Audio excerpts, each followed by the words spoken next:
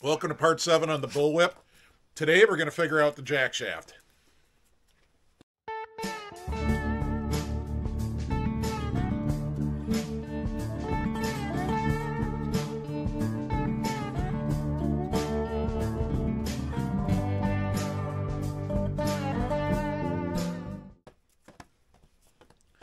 Alright, so I was going to start working on the drive shaft, but I came to the realization that I need to have the jack shaft figured out first so I can know how far the gear is going to sit into the chain case.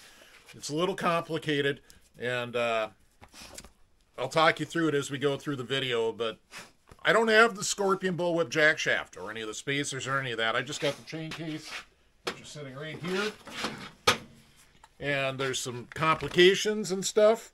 I got to make sure I dodge around these. I don't know. We'll just start working on it, and I'll take you through it step by step and show you how to make the jack shaft fit. I think there'll be some machining. I thought you were going to say that's what she said. No. Save that for Lonnie. Hey, John. Yeah? I thought you said you cleaned this. I pressure washed it. Oh, okay. But the chain case was on. We're going to get some of this grime out of here before we do anything. Awesome. Thank you. All right, well, I'm starting to look at this chain case, jack shaft, drive shaft situation. And the first thing I notice, if I can get you in there, something's going clunk. Let's get out the light and see. What's that going on? Well, that's a normal hex head bolt hitting the rivets on the brake rotor. And when I look out here, there's squares like that should be a carriage. So let's start there. I guess I'll pull the chain case off again and get some carriage bolts in that upper bearing. Well, would you look at that? Looks like square holes for a carriage bolt. In fact, one of them even is a carriage bolt, although it doesn't look like it's seated properly. But I'll dig up some more carriage bolts. Hopefully we can use that Polaris jack shaft. All right, we've got this much snow on the ground. And look at who just showed up on a sled. Brad's out ripping the XLT. That's not Dennis's, that's Brad's. It's going to be a good winter, folks. Get your sleds ready. All right, well, I got my professor on glasses because I've been sciencing. The end of the shaft right here is 25 millimeters. This is an inch. All these bearings are an inch. They're way too loose on the 25 millimeter. So I ended up doing some internet digging and went to Wall Brothers Racing, of all places. A great place. Highly recommend them. And they have the exact same bearing, but with the 25 millimeter ID. So I'm in business. Got one coming. Not saying it was cheap, but at least the part exists. All right, I got Dennis filming because it's science time and it needs both hands. So I've been over here working out what we got to do about this chain case. And one thing I've figured out is I can't use the old school jack shaft.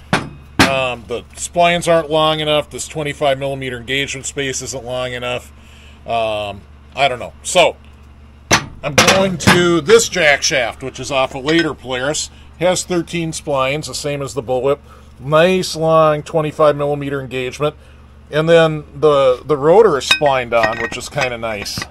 So this is almost perfect, the setup right now, but it needs one thing. So the chain case, as you can see, has a fixed brake pad on it. When you have a fixed brake pad, you have to be able to float your rotor. So I'm going to need to machine a snap ring groove in here, just like the old one had, to let the rotor float a little bit. The second thing I got to do, I need more bearing engagement, and I want the splines to stick out further because I want to use this collar that you use on a TX. And if I put a gear on, well, you can see the engagement's not that good. So the way I get there, let me unstack the stack. The way I get there is actually to machine some off of the rotor right here. You can see it's got plenty on the splines. It's way deeper than the splines. So I'm going to take, I don't know, 1/4 inch or so off of that rotor. And then I'll be able to figure out where I'm going to cut cut onto here for my snap ring. And I don't know, hopefully the rest of it comes together. I know that sounds a little complicated, but I'll show you what happens when we're done. Also, I'm going to cut the end of this off. There just isn't room for this threaded male thread end. So I'm going to lop that off and drill and tap this shaft. It looks like it might be case hardened out there at the end, but I'm guessing after I get that cut off, it's not case hardened in the middle. I guess it's just a case hardened, not a through hardened. So I should be able to drill and tap it. So that was a rather lengthy explanation, but I'll start making parts and hopefully it'll make more sense when we're done.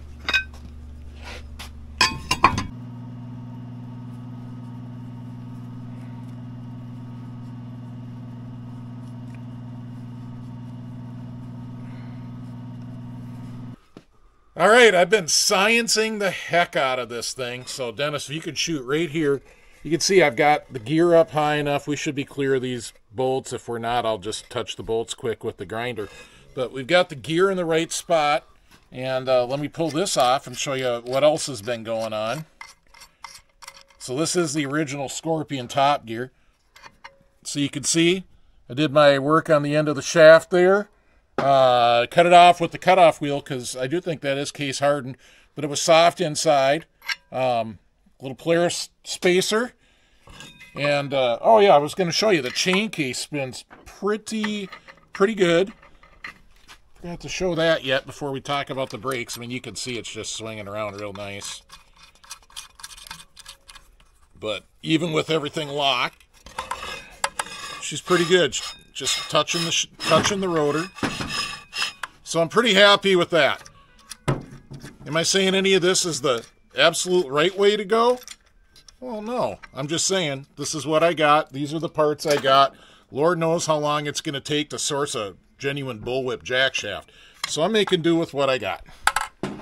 So down here, I've got 3 shims. And what these shims are good for is they actually let me subtract or add shims to space the rotor out from the bearing pad.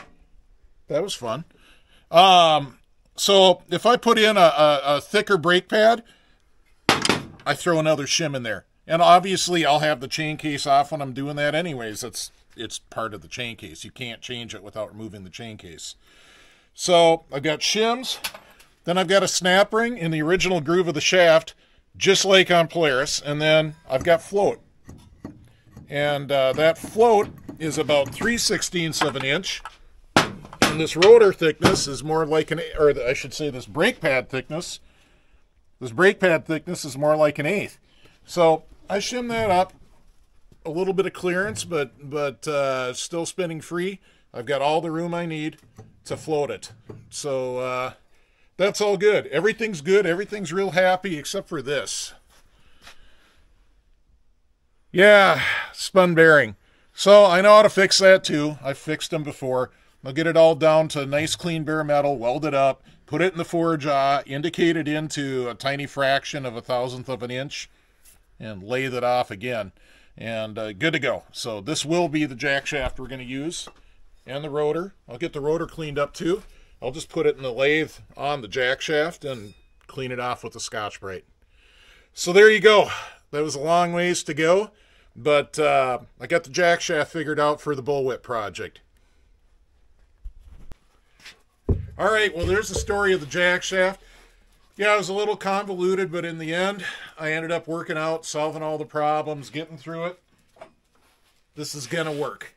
So thanks for watching, and make sure to hit subscribe. Keep up with this series. How many people are building Bullwhips on YouTube right now? Just me. So with that said, hit subscribe, and thanks to the patrons: Aaron Shriver, Michael Johnson, Matt DeFossi, Charles Myers, Alex Sherrill, Brandon Parasu, Dan Haasnute, Mike Jerish, Lewis Brady, Jeff Eisert, and Mitch Klebel. Thanks for your support on the channel, guys. For everybody else, if you want to support the channel, support this build, follow the link to the Patreon in the description down below. Happy trails.